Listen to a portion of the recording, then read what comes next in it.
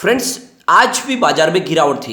पिछले कई दिनों से बाजार में गिरावट का दौर तो जारी है, लेकिन उतनी बड़ी गिरावट नहीं थी। तो क्या यहाँ से फिर से बाउंस बैक की संभावना तलाश सकते हैं? क्या यहाँ से तेजी आ सकती है या फिर गिरावट अभी भी जारी रहेगी?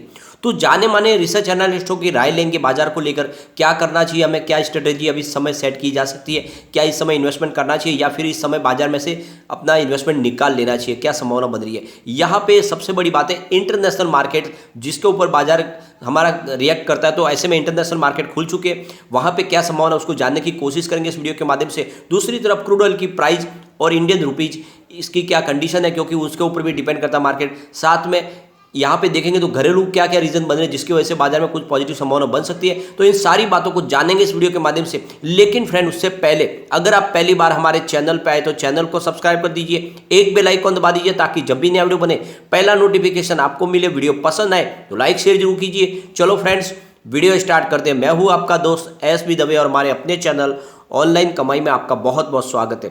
सबसे पहले बीएसई सेंसेक्स की अगर बात करें तो 52,541 पर क्लोजिंग रही, जहां पे 152 पॉइंट की गिरावट थी, यानी 0.29% गिरा हमारा बीएसई सेंसेक्स। निफ्टी 50 की अगर बात करें तो 15,692 के स्तर पर क्लोजिंग रही, जहां पे 0.25% की गिरावट थी। तो यहां पे अगर आप देखेंगे तो ब्रॉड इंडेक्स मार्केट की बात करें तो आप देखोगे कि ओवरऑल बाजार में इतनी बड़ी गिरावट नहीं थी। निफ्टी के मुख्य इंडेक्स में ही गिरावट थी, बाकी मिड कैप और स्मॉल कैप में आज हमें पॉजिटिव क्लोजिंग देखने को मिली। सेक्टरल इंडेक्स की बात करें तो निफ्टी बैंक आज 0.08% अप था, निफ्टी ऑटो में भी 0.92% की तेजी थी और निफ्टी फाइनेंशियल सर्विस में भी 0.27% की तेजी थी। लेकिन आज निफ्टी एफएमसीजी सेक्टर में 0.45% की गिरावट थी, निफ्टी आईटी में 0.50% की गिरावट, निफ्टी मीडिया में 0.29% की गिरावट, निफ्टी मेटल में 0.72% की गिरावट, निफ्टी फार्मा में 0.35% की तेजी, निफ्टी पीएसयू बैंक में 0.38% की गिरावट, निफ्टी प्राइवेट बैंक में 0.10% की गिरावट और निफ्टी रियल्टी में 0.61% की गिरावट। अब आप देखोगे तो यहाँ पे आज जो पॉजिटिव क्लोजिंग थी उसमें बैंकिंग सेक्टर में थी, ऑटो सेक्टर में, फाइनेंशियल सेक्टर में और फार्मा सेक्टर में, बाकी सभी जगह पे आपको गिरावट दिखाई देगी। फ्रेंड्स, अब इंटरनेशनल मार्केट की बात करें तो डाउ जोन्स फिलहाल 30,633 के लेवल पर है, जहां पे यहाँ पर आपको 269 पॉइंट की तेजी दिखाई देगी, 0.89% अप पर है। S&P 500 इंडेक्स की बात करें तो 3,776 के स्तर पर 1.11% की तेजी है। नेस्डेक की बात करें तो 10,980 के स्तर पर यहाँ पे आपको करीब 1.41% की शानदार तेजी देखने को मिलेगी। लेकिन रजल 2000 इंडेक्स में आज गिरावट है, यानी 1,707 के स्तर पर 0.39% की गिरावट है। ओवरऑल अब देखोगे तो इंटरनेशनल मार्केट पॉजिटिव खुले, जिससे आशा करते हैं कल हमारे बाजार में भी तेजी देखने को मिले। फिलहाल ऑयल प्राइस की बात करें तो WTI क्रूड 118 पर है, जहाँ पे 0.70% की गिरावट है। ब्रेंट क्रूड की बात करें तो 120 पर है, जहाँ पे 0.50% की गिरावट है। तो ऊपर के लेवल से थोड़ा सा यहाँ पे आपको गिरावट दिखाई देगी, लेकिन अभी भी काफ़ी ऊपर प्राइस बनी हुई है, तो ये हमारे बाजार के लिए चिंताजनक बात है। फ्रेंड्स, यहाँ पे अगर हम इंडियन रुपीज़ की बात करें तो 78.14 के स्तर पर है, जो काफ़ी ज़्यादा चिंताजनक है, क्योंकि अभी भी 78 के स्तर पर बना हुआ है, तो इससे और इसमें गिरावट की संभावना दिखाई दे रही है और ये बाजार के लिए अच्छी बात नहीं है। यहाँ पे एक और बड़ी चिंताजनक बात यह है कि आज भी एफआई ने काफ़ी ज़्यादा बिकवाली की है। अगर हम बात करें आज 15 जून की, तो आज एफआई ने करीब 3,943 करोड़ रुपये का इन्वेस्टमेंट नया किया, लेकिन उन्होंने 7,474 करोड़ रुपये की बिकवाली की है। इस तरह से उनकी आज जो बिकवाली है वो 3,531 करोड़ रुपये की है। अगर हम बात करें हमारे बड़े फंड हाउस की, तो आज उन्होंने 5,470 करोड़ रुपये का नया इन्वेस्टमेंट किया, सामने उन्होंने 2,829 करोड़ रुपये का अपना माल बेचा। इस तरह से आज जो खरीदारी है वो बड़े फंड हाउस की 2,588 करोड़ रुपये की है। तो फ्रेंड्स, पिछले कई दिनों से आप देखोगे तो लगातार एफआई की बिकवाली जारी है, लेकिन हमारे बड़े फंड हाउस फिर भी बाजार को संभालने की कोशिश करें। कल भी आपने देखा होगा कि एफआई की तरफ से 4,502 करोड़ रुपये की बड़ी बिकवाली की गई थी, लेकिन सामने हमारे बड़े फंड हाउस ने 3,807 करोड़ रुपये का माल खरीद के बाजार को संभालने की कोशिश की। तो पिछले कई समय से यही देख रहे हैं हम कि बड़े फंड हाउस की लगातार खरीदारी है और यहाँ पे एफआई की बिकवाली है। आज एक बहुत बड़ी गुड न्यूज निकल कर आ रही है। आज 5G की नीलामी को कैबिनेट की मंजूरी मिल गई है, यानी जल्द ही नीलामी अब होने वाली है। स्पेक्ट्रम नीलाम होगा और समय पे ही 5G टेक्नोलॉजी आ जाएगी और ये 5G टेक्नोलॉजी एक तरह से गेम चेंजर साबित होने वाली है इंडियन इकोनॉमी के लिए। तो अगले महीने जुलाई में करीब 72,097.85 मेगाहर्ट्ज स्पेक्ट्रम नीलामी होने वाली है और इसकी जो वैलिडिटी रखी गई है वो 20 साल की, यानी 20 साल तक ये स्पेक्ट्रम लागू रहेगा। लेकिन कोई कंपनी अगर चाहे इसको वापस सरेंडर करना तो 10 साल के पीरियड में कर सकते हैं। सबसे अच्छी बात ये निकल के आ रही है कि जो इसकी स्पीड होगी वो 4G से 10 गुना होगी और आने वाले समय में यहाँ पे प्रचुर संभावना बनेगी, क्योंकि बहुत सारे ऐसे सेक्टर है जिसमें रिवॉल्यूशन आएगा इस 5G की वजह से। इंटरनेट की वजह से बहुत सारे बिजनेस में आसानी होने वाली है। तो ये 5G का ये जो निर्णय लिया गया ये बहुत ही ज़बरदस्त है और इससे हमारे हिंदुस्तान की इकोनॉमी में एक बड़ा उछाल देखने को मिल सकता है।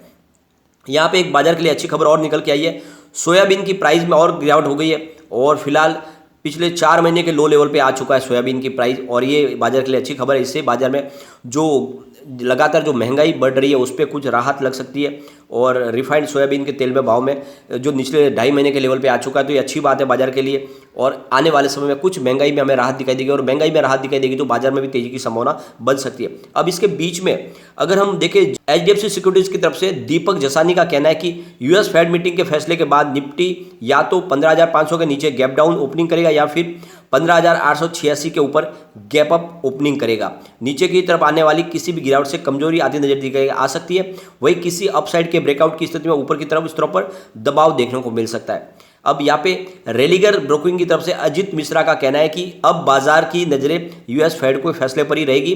बाजार ब्याज दरों में 0.50% की और 0.75% की बढ़ोतरी को लेकर बटा हुआ है। दरों में बढ़ोतरी के अलावा यूएस फेड की कमेंट्री पर बाजार की नजरें होगी। ऐसे में पोजीशन हल्की रखनी चाहिए ताकि आगे क्या संभावना बनी है उसके हिसाब से लॉन्ग पोजीशन नहीं बनानी चाहिए, समय हल्की पोजीशन रखनी है, उनका कहना है।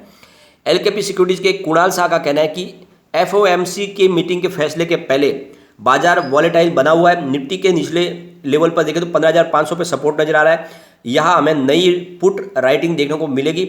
अगर निफ्टी इस लेवल को ऊपर टिक करने में फेल हो जाता है तो हमें और बिकवाली देखने को मिल सकती है। ऊपर की तरफ निफ्टी के 16,000 के स्तर पर रजिस्ट्रेशन देखने को मिल सकता है। बैंक निफ्टी में भी हम देखें तो दायरे में कारोबार करता हुआ दिखाई दे सकता है। एफओएमसी की मीटिंग के बाद हमें किसी तरह के मूवमेंट नजर आते हुए दिखाई दे सकते हैं, तेजी आ सकती है। बैंक निफ्टी ऊपर के लेवल पर 34,000 पर पहली बाधा देखने को मिल सकती है। इस रेजिस्टेंस को अगर पार कर लेता है तो फिर इसमें नई शॉर्ट कवरिंग देखने को मिल सकती है। नीचे की तरफ निफ्टी को 3,300 से लेकर 3,250 के जोन सपोर्ट में दिखाई दे सकता है। अब यहाँ पे सबसे बड़ी बात निकल के आ रही है कि बाजार की फिलहाल जो डायरेक्शन है वो फेड मीटिंग के ऊपर डिपेंडेड है। फेड में क्या फैसला आता है उसके ऊपर आगे संभावना बनेगी। अब हम अगर निफ्टी 50 की बात करें तो फिलहाल 15,692 के स्तर पर है। अब आगे क्या संभावना बनी तो इसके लिए एक बार हम इसके सपोर्ट और रेजिस्टेंस को चेक कर लेते हैं। तो यहाँ से और गिरावट होती है बाजार में तो 15,641 का निफ्टी को पहला सपोर्ट है। ये सपोर्ट टूटा तो 15,551 तक निफ्टी गिर सकता है। तीसरा सपोर्ट है वो 15,443 का। इस सपोर्ट के ऊपर अगर बने रहने में कामयाब रहता है तो फिर बाजार में कुछ पॉजिटिव माहौल बन सकता है, वरना निगेटिव संभावना बनेगी, बाजार में गिरावट और हो सकती है। ऊपर की तरफ के रजिस्टेंस चेक करें तो 15,840 का पहला रजिस्टेंस है, इसको पार कर लिया तो फिर 15,948 का स्तर देखने को मिलेगा और वहाँ तक निफ्टी 50 पहुँच गया तो फिर 16,038 तक भी जा सकता है। तो इस समय आप देखोगे तो बाजार वॉलेटाइल बना हुआ है। सबसे बड़ी बात है कि इस समय हमारा बाजार घरेलू रीजन की बजाय जो बाहर के इंटरनेशनल रीजन है उनके ऊपर ज़्यादा रिएक्ट कर रहा है और इस वजह से हमें बाजार को देख के अभी फूक के कदम उठाने होंगे, क्योंकि एक तरफ तो आप देखोगे एफआई बिकवाली लगातार कर रहे हैं, उनकी वजह से बाजार में हमें कुछ राहत दिखाई नहीं दे रही है। लेकिन दूसरी तरफ हमारे बड़े फंड हाउस अभी भी खरीदारी करें, अगर उनकी खरीदारी में ब्रेक लगा तो यहाँ पे भयंकर गिरावट की संभावना बनेगी।